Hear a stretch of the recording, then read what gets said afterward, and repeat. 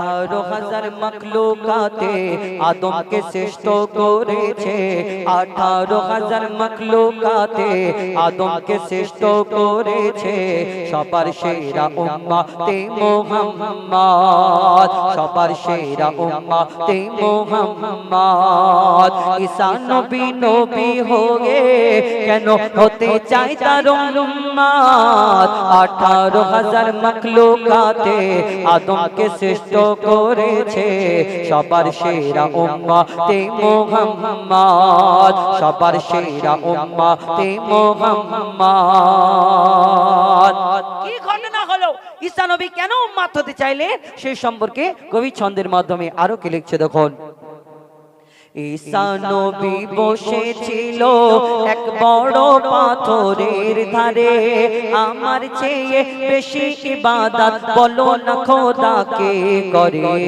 ঈসা নবী বসেছিল এক বড় পাথরের ধারে, আমার চেয়ে বেশি ইবাদত বলো না খোদাকে করে।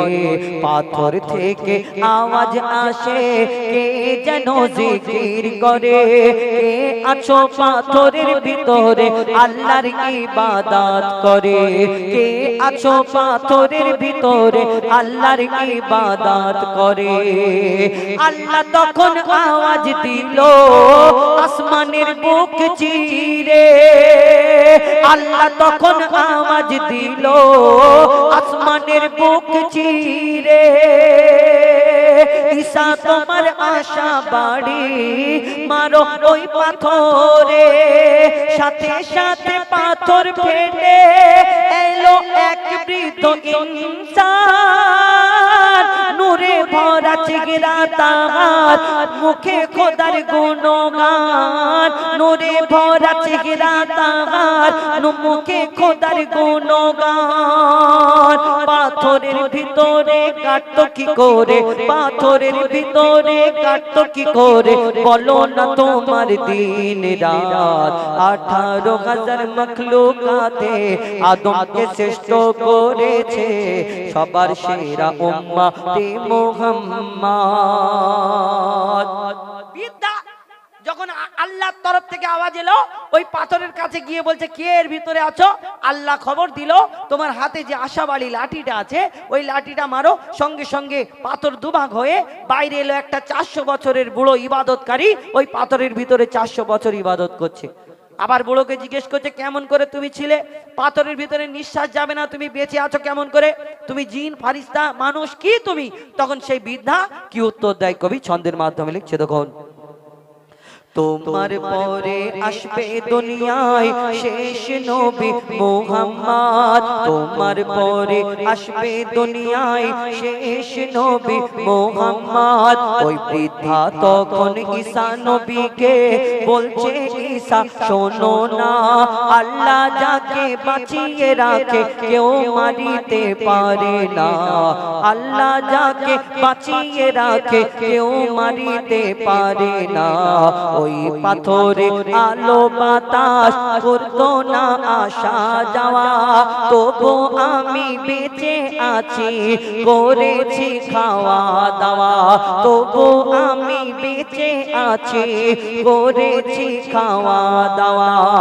আল্লাহ যদি ইচ্ছা করে কি না করতে পারে?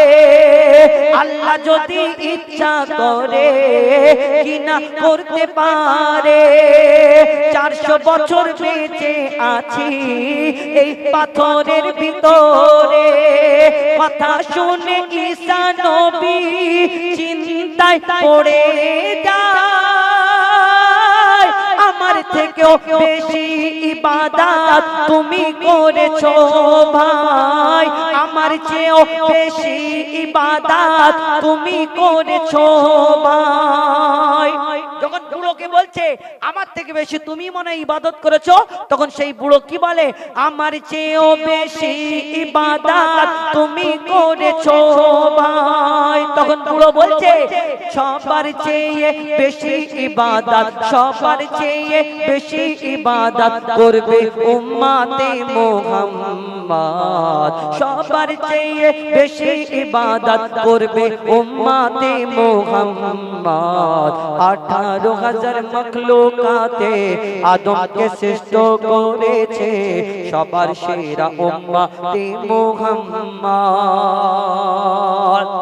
শেষ কথা আল্লাহ যখন এই বুড়ো বলল যে সবার থেকে বেশি ইবাদতকারী হবে শোনো ঈসা তোমার পর একটা নবী আসবে নবী মুহাম্মদ যার নাম হবে তার উম্মতরা তোমার থেকে বেশি ইবাদত করবে তখন ঈসা নবী আবার প্রশ্ন করলো যে হে বুড়ো তুমি উত্তর দাও তাহলে নবী মুহাম্মাদের উম্মতরা কতদিন করে বাঁচবে 1000 বছর লক্ষ বছর করে তখন সেই বুড়ো বলছে না তারা বেশি দিন বাঁচবে না 60 বছর 70 বছর 100 বছর 150 বছর খুব জোর বাঁচবে কিন্তু আমার থেকে তোমার থেকে বেশি দিন কম দিন বাঁচবে কিন্তু আমার থেকে বেশি তোমার থেকে বেশি এই দুনিয়ায় তারা ইবাদত করবে তখন এই ঈসা নবী বলে এটা কেমন করে হয় 60 বছর বেঁচে এতদিন ইবাদত করবে কেমন করে তখন বলল না আমার শেষ নবী যে হবে নবী মুহাম্মদ সাল্লাল্লাহু আলাইহি ওয়াসাল্লাম তাকে শ্রেষ্ঠ করে পাঠাবে তার জন্য অনেক অফার থাকবে আর তার উম্মত যারা হবে তারা বড় ভাগ্যবান হবে তারা একটা করে অফার পাবে প্রত্যেক বছরে রমজান মাসে লাইলাতুল কদর বলে একটা রাত আছে এই রাতে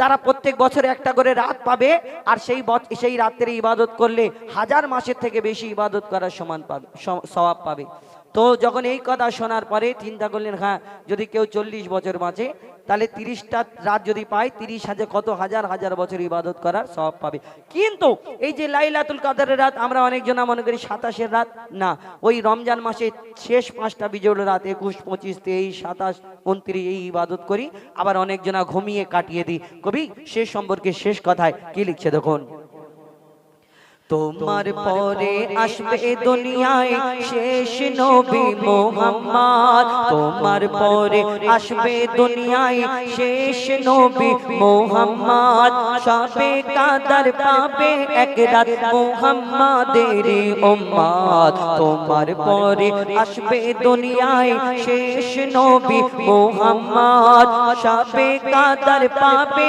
এক রাত মুহাম্মাদের উম্মত রাতে ইবাদতে 1000 মাসেরই সমান এই রাতে দোয়া কবুল করবে আল্লাহর রহমান এই রাতে দোয়া কবুল করবে আল্লাহর রহমান ঈসা তখন খোদার কাছে করেছিল ফরিয়াদ ঈসা তখন খোদার কাছে করেছিল ফরিয়াদ এ নবুয়ত চাই না আমি হব শেষ নবীর উম্মত এ নবুয়ত চাই না আমি হব শেষ নবীর উম্মত বলছে খোদা শোনো ঈসা আবার দুনিয়ায় পাঠাবো উম্মতে মুহাম্মাদির রখওয়ালা তোমাকে বানাবো উম্মতে মুহাম্মাদির রখওয়ালা তোমাকে বানাবো উম্মতে মুহাম্মাদির রখওয়ালা তোমাকে বানাবো 14 সিদ্দিকে ঈমান বাঁচাতে ওই শেষ জামানায় ঈমান বাঁচাতে করবে তুমি জিহাদ বলছে শোনো তানবীর কালাম দুনিয়াতে এসে ধন্য হলাম বলছে শোনো তানবীর কালাম দুনিয়াতে এসে ধন্য হলাম করলো খোদা উম্মতে মুহাম্মদ করলো খোদা উম্মতে মুহাম্মদ 18,000 মখলুকাতে আদমকে শ্রেষ্ঠ করেছে সবার সেরা উম্মতে মুহাম্মদ সবার সেরা উম্মতে মুহাম্মদ সবার সেরা উম্মতে মুহাম্মদ ছিলেন সর্বপ্রথম জানার নাম হলো গজলের সম্রাট জানাব ইশকে হাবিব সাহেব আমরা এখন এই তানার গজলটা কখন বলেছিলাম তানার মিডিলে খুব শরীর খারাপ হয়েছিল এই শরীর খারাপ হওয়ার সময় আমরা তানার অনেক গজল আমরা বলতাম তো তারপর থেকে এখন আমরা যেতে যাই গজল বলার জন্য এই ইউটিউবে অনেকজনা শুনেছেন হরিণীর ঘটনা আল আমিন নবী আমার মুক্তিদাতা সবার সেই গজল বলবো তারপরে ইনশাল্লাহ আবার পরবর্তী শিল্পী তাদের কণ্ঠ থেকে শুনবেন শুনতে থাকুন আল আমিন নবী আমার মুক্তি দাতা সবার আল আমিন নবী আমার মুক্তি দাতা সবার খোদা যারে বন্ধ করে দিল যে উপহার আল আমিন নবী আমার মুক্তি দাতা সবার আল আমিন নবী আমার মুক্তি দাতা সবার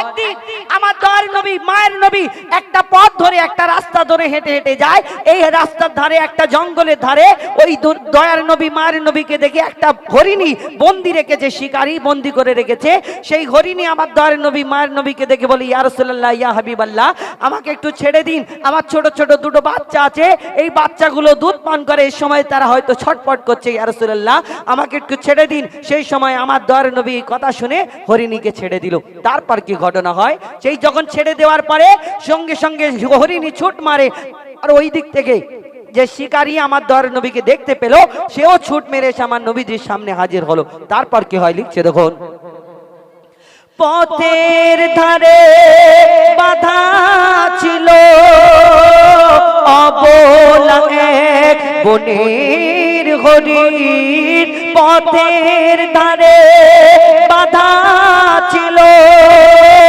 অবলা এক বনের হরিণ সে পথ দিয়ে যেতেছিলেন আমার প্রিয় নবী করিম ডেকে বলে নবীজিকে ছেড়ে দাও আজ আমাকে কচি কচি বাচ্চা আমার প্যাসে যে আছে বেকরার আল আমিন নবী আমার মুক্তি দাতা সবার আমার নবীকে দেখে যখন এই কথা বলে আমার দয়ার নবী হরিণীকে ছেড়ে দেওয়ার পরে সঙ্গে সঙ্গে শিকারী সেখানে হাজির হল কেন আমার বিনা পারমিশনে বিনা হুকুমে আমার হরিণীকে কেন ছেড়েছো তুমি উত্তর দাও আমার দয়ার নবী মায়ের নবী বলছে শোনো শিকারী তোমার এই হরিণীর ছোট ছোট বাচ্চা আছে দুধ পান করাতে গিয়ে যে ফিরে আসবে আমার হরিণীকে যখন এই কথা বলে ছেড়ে দেয় আমার দয়ার নবীর দিকে সে তাকিয়ে আবারও কি বলে তুমি তোমার মাথা ঠিক আছে তুমি কে তুমি আমার বিনা পারমিশনে বিনা হুকুমে ছেড়ে দিলা তুমি বলছো হরিণী আসবে অবলা জন্তু ফিরে আসে আমার নবী বলছে শোনো শিকারী তোমার হরিণী যদি না আসে আমি এখানে হাজির থাকবো আর তোমার যদি বিশ্বাস না হয় তুমি আমাকেও বেঁধে রাখো দরকার পড়ে শিকল দিয়ে বেঁধে রাখো আমাকে তালা মেরে দাও আমি যাব না এখান থেকে যতক্ষণ না তোমার হরিণী ফিরে আসে তারপর কি হয় কবি ছন্দের মাধ্যমে লিখছে দেখুন হরিণ যখন ছেড়ে দিল শিকারী এক তখন এলো হরিণ যখন ছেড়ে দিল শিকারী এক তখন এলো বলে বিনা হুকুম আমার হরিণ কেন ছাড়া পেল দয়ার রাসূল বলে তারে যত কন্যা আসে ফিরে দয়ার রাসূল বলে তারে যত কন্যা আসে ফিরে বেঁধে রাখো তুমি আমার এই আবেদন যে আমার আল আমিন নবী আমার মুক্তি দাতা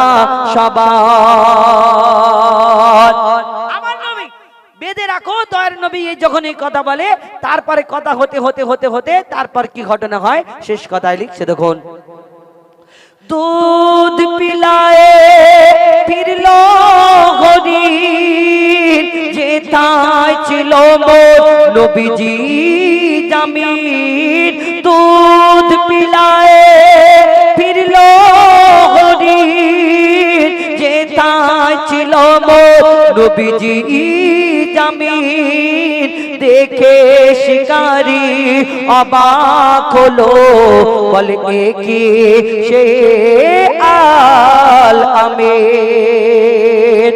আমার নবী কথা বলতে বলতে বলতে বলতে তারপরে কিছুক্ষণের মধ্যে সেই হরিণী আসছে, আর পাশে দুটো ছোট ছোট বাচ্চা দুলতে দুলতে দুলতে দুলতে আসে। আমার দোয়ারে নবী মায়ের নবীর দিকে আস্তে আস্তে আগে আসছে। বাচ্চাগুলো কেন আসলো? ওই যখন হরিণী দুধ পান করাতে গিয়ে বলছে জলদি করে দুধ পান করে নে, বর্তমান জামানার নবী আমার জন্য সেইখানে হয়তো অপেক্ষা করছে, আমি না যাওয়া পর্যন্ত ছাড়বে না, তোরা জলদি করে দুধ পান করে নে, হয়তো বন্দি রেখেছে শিকারী। তখন সেই হরিণীর বাচ্চা দুটো বলে মাগো, কেমন দয়ার নবী মার নবী যিনি আমাদের জন্য তোমাকে ছেড়ে দিয়েছে, দুধ পান করে নিয়ে সঙ্গে সঙ্গে মায়ের সঙ্গে তারাও দুলতে দুলতে আসে।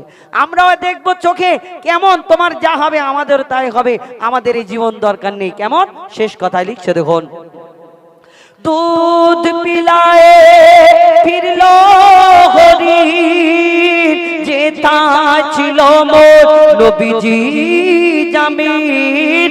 দুধ পিলায়ে ফিরলো হরিণ, যেটা ছিল মোর নবীজি জামিন দেখে শিকারি অবাক হলো, বলে কি সে আল আমিন। অবলা হরিণ কথা বলে, তুমি যে শেষ নবী হলে। শিকারি শুনে লুটিয়ে পড়ে, আর কলমা পড়ে বারবার। আল আমিন নবী আমার মুক্তি দাতা সবার। খোদা যারে বন্ধ করে দিল যে উপহার। আল আমিন নবী আমার মুক্তি দাতা সবার। আল আমিন নবী আমার মুক্তি দাতা সবার।